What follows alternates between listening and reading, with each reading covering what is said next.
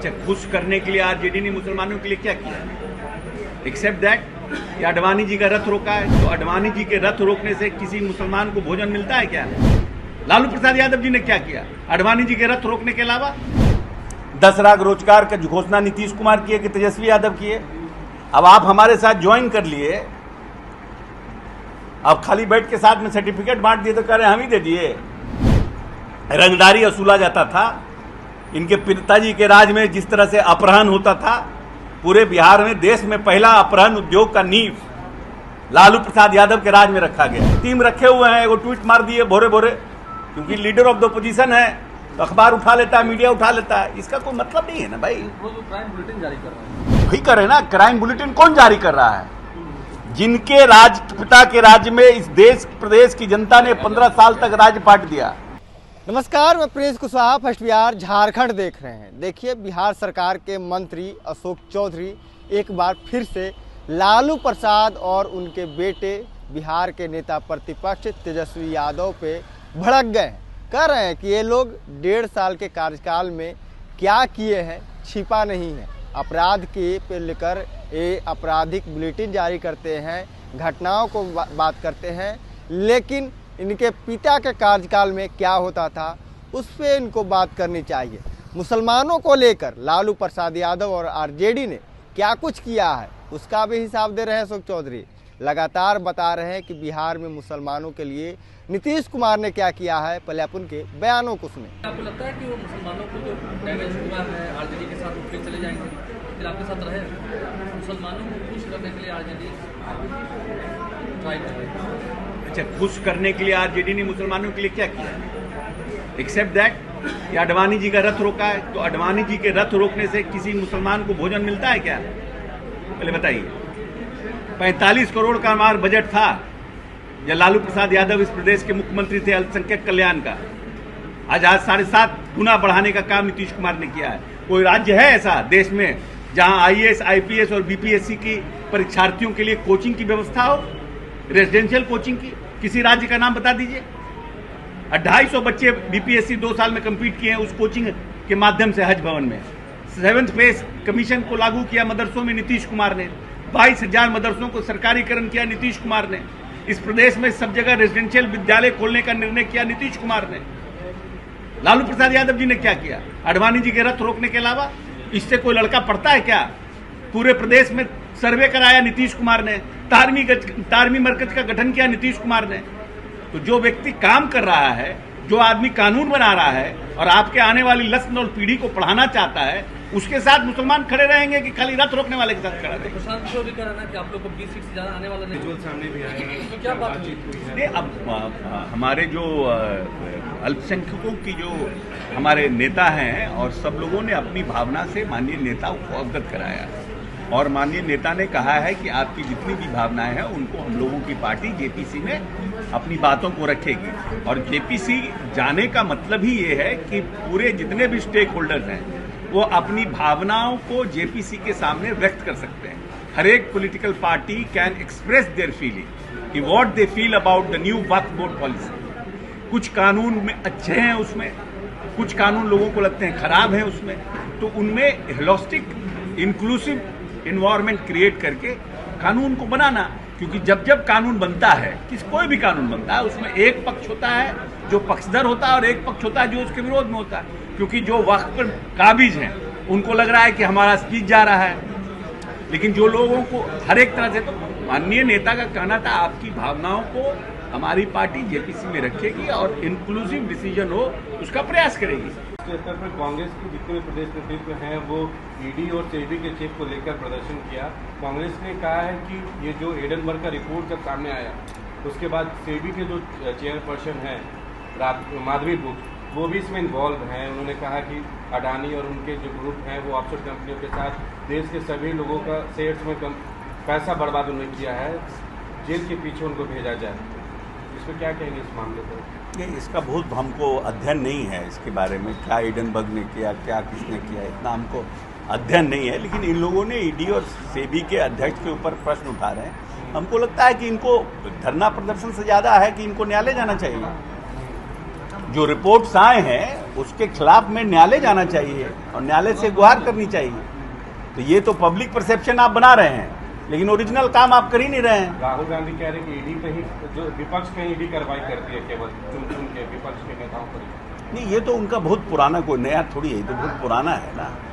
ये तो बहुत पुराना उनका आरोप है कि ईडी कार्रवाई करती है। तो जो लोग जैसे सपोज दैट कि किसी के ऊपर ईडी की कार्रवाई होती है, तो बहुत सी जगह ईडी की कार्रवाई हुई है, उसको कोर्ट ने क्वॉश भी किया है। बहुत जगह है, बिहार में ही है, संजीव हंस पर कार्रवाई कोर्ट में ने उनको क्वॉश कर दिया। तो जो को लगता है कि हाँ हमारे खिलाफ इनजस्टिस हो रहा है, उनको तो न्यायालय जाने का अधिकार है ही है ना।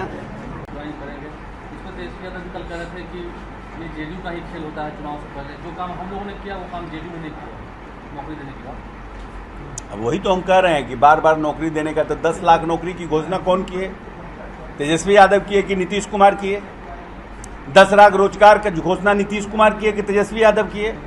अब आप हमारे साथ ज्वाइन कर लिए, अब खाली बैठ के साथ में सर्टिफिकेट बांट दिए तो कह रहे हैं हम ही दे दिए। कहां घोषणा किए थे? 15 अगस्त को जब नीतीश कुमार जी ने घोषणा किया, माननीय नेता ने, तो ये कहां थे?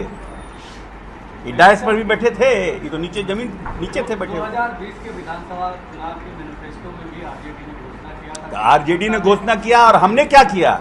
आपको आरजेडी की घोषणा दिख रही है? आपको नहीं, एक मिनट, आपको आरजेडी की घोषणा दिख रही है और हमारे साथ निश्चय 2 की नहीं दिख रहा है आपको? वो भी दिख रहा है, वही तो कह रहा हूँ कि आपने बाद में क्यों उन्होंने पहले कैसे हमने पहले किया? हम 2020 में, के दौरान की थी। अरे हमारा घोषणा पत्र उठाइए ना भाई, आप उनका घोषणा पत्र देख रहे हैं, मेरा घोषणा पत्र देखिए। उसमें 10 लाख नौकरियों की बात नहीं। अरे 15 अगस्त को माननीय नेता ने घोषणा किया और बोला कि 12, अब बोल रहे हैं कि हम 12 लाख देंगे और 10 लाख रोजगार के बदले हम 32 लाख रोजगार देंगे। हमारा ऑलरेडी 22 लाख रोजगार हो गया है। मंत्री जी अब आपको आप जस्टिफाई कर रहे हैं उस व्यक्ति के लिए जो मात्र 1.5 साल रहा सत्ता में, तो फिर आप ही कह रहे हैं कि उनका घोषणा पत्र देखिए। वो तो आप खुद ही कर रहे हैं, 1.5 साल वो सरकार में रहा, उसको आप जस्टिफाई कर रहे हैं। और नीतीश कुमार 18 साल से काम कर रहे हैं, उनका जस्टिफिकेशन आपको दिख नहीं रहा है।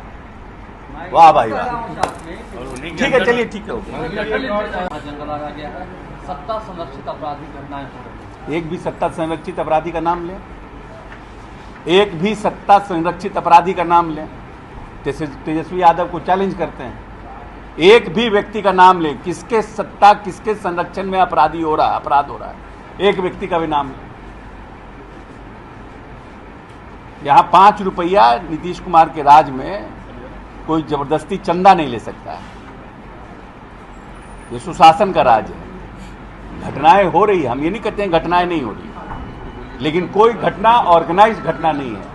कोई भाई भाई में झगड़ा है, कोई जमीन का झगड़ा है, कोई लड़की का झगड़ा है, कोई कहीं आपसी विवाद है, लेकिन कोई ऑर्गेनाइज क्राइम कह दीजिएगा कि यहाँ पर पहले जिस तरह से इनके पिताजी के राज में रंगदारी वसूला जाता था, इनके पिताजी के राज में जिस तरह से अपहरण होता था, पूरे बिहार में देश में पहला अपहरण उद्योग का नींव लालू प्रसाद यादव के राज में रखा गया। ये तो पूरी दुनिया जानती है ना। अब आज कर रहे हैं कि सत्ता संरक्षित अपराध हो रहा है, एक आदमी का नाम बताइए। ऐसे कुछ ट्वीट कर दीजिएगा, टीम रखे हुए हैं, वो ट्वीट मार दिए भोरे भोरे, क्योंकि लीडर ऑफ द अपोजिशन है तो अखबार उठा लेता है, मीडिया उठा लेता है। इसका कोई मतलब नहीं है ना भाई। वो जो क्राइम बुलेटिन जारी कर रहे हैं, वही कर रहे हैं ना। क्राइम बुलेटिन कौन जारी कर रहा है? जिनके पिता के राज्य में इस देश प्रदेश की जनता ने 15 साल तक राज्य पाट दिया और जिनके राज्य में 118 नरसंहार हुए, 118 नरसंहार, तो दलित अपर कास्ट को मार रहा है, अपर कास्ट दलित को मार रहा है, और इन लोग नरसंहार रोकने में सक्षम नहीं हो पाए। 2 जेल ब्रेक हुआ, जहानाबाद और नवादा इनके राजपाट में हुआ। नीतीश कुमार के राजपाट में एक भी जेल ब्रेक हुआ? एक भी कोई नक्सल घटना हुई? एक भी कोई दंगा हुआ? एक भी कोई जातीय उन्माद का घटना घटी? कोई नरसंहार हुआ? जिनके राजपाट में सब कुछ ठीक चल रहा है, उनके बारे में क्राइम बुलेटिन जारी कर रहे हैं। अब इनको कोई काम ही नहीं है बैठ के बुलेटिन जारी करना है, तो क्या करें? उन्होंने कहा कि उनके गोलीबारी की गई है उनके कार पे, और आरजेडी के विधायक ऋतुलाल यादव उनके भाई के नाम सामने आ रहे हैं, तो गोली चली है एम्स के चीफ सिक्योरिटी पर। नहीं, उस पर जांच होगी उस पर, और जो लोग दोषी होंगे उन पर कार्रवाई होगी, किसी के भी रहे। भाई रहे बधाई रहे, उससे क्या फर्क पड़ता है साहब? हमारे नीतीश कुमार तो अपने विधायकों को भी नहीं छोड़ते हैं, तो दूसरे के उससे क्या फर्क पड़ता है? जो भी अगर गैरकानूनी काम हुआ है और कार्रवाई हुई है, कंप्लेन होगा तो कार्रवाई होगी, उससे क्या फर्क पड़ता है कौन किसका भाई है किसका भतीजा है? क्या फर्क पड़ता है? जिनके बच्चे साथ में रहते हैं वही ट्रांसफर पोस्टिंग वाला भी काम करते हैं, उनसे कुछ काम हो नहीं रहा, वो थक गए हैं, रिटायरमेंट ले लेना चाहिए, इस तरीके की बात उन्होंने कल भी हाँ, रिटायरमेंट देके इन्हीं लोग को करा देना चाहिए कि ये लोग फिर से रंगदारी और अपराधी सब कराने लगे। चलिए ठीक है। सर शाम में तो आपने देखा साफ तौर पे अशोक चौधरी कहते हुए नजर आ रहे हैं कि देखिए बिहार में अपराधी घटना का आंकड़ा कौन पेश कर रहा है? वही तेजस्वी यादव जिनके पिता के कार्यकाल में उद्योग चलता था अपहरण का। इसके साथ ही बता रहे हैं कि बिहार में 22 लाख लोगों को नीतीश कुमार ने रोजगार दे दिया है, 10 लाख से लोगों को नौकरी देंगे नीतीश कुमार। ये तेजस्वी यादव का काम नहीं, ये मुख्यमंत्री नीतीश कुमार की काम है। इसके साथ ही बता रहे हैं कि मुसलमानों को लेकर लालू प्रसाद यादव ने क्या किया, सिर्फ अडवाणी का रथ रोका और उस रथ से क्या मुसलमानों को खाना मिलेगा या क्या कुछ फायदा होने वाला है? ये लोग फालतू का बरगला रहे हैं मुसलमानों को। बहरहाल समय इतना ही, इसी तरह के तमाम खबरों के लिए बने रहें। अब फर्स्ट बिहार झारखंड देखें। पनोरमा ग्रुप, जो सोचता है वो करता है, आपके अपने सपनों का आशियाना। ये लो मुंह मीठा करो, आज मैंने अपना जॉब छोड़ दिया, अब हम पूर्णिया वापस जाएंगे। जॉब छोड़ दिया है? मतलब ये घर कैसे चलेगा? हम करेंगे क्या? और माँ बाबूजी क्या बोलेंगे? इसलिए मैं एक और मिठाई का डब्बा लाया, अपने बिजनेस के लिए लोन अप्रूव हो गया। अरे लोन अप्रूव हो गया वो तो ठीक है, लेकिन पूर्णिया में हम रहेंगे कहाँ? अपना घर भी तो नहीं है वहाँ। इसलिए तो एक और मिठाई का डब्बा अलग से लाया हूँ। हमने पूर्णिया में घर ले लिया है, पूर्णिया के ई होम्स पैनोरमा में। पूर्णिया में पैनोरमा ग्रुप लेकर आए हैं ई होम्स पैनोरमा, बड़ा घर, आलीशान जिंदगी और अत्याधुनिक सुविधाओं के संग। अरे अरे, अब क्यों मुंह मीठा करवा रही हो? क्योंकि हम घर वापसी जो कर रहे हैं। घर वापसी की खुशी पूर्णिया में ई होम्स पैनोरमा के संग। E homes panorama, luxurious lifestyle redefined.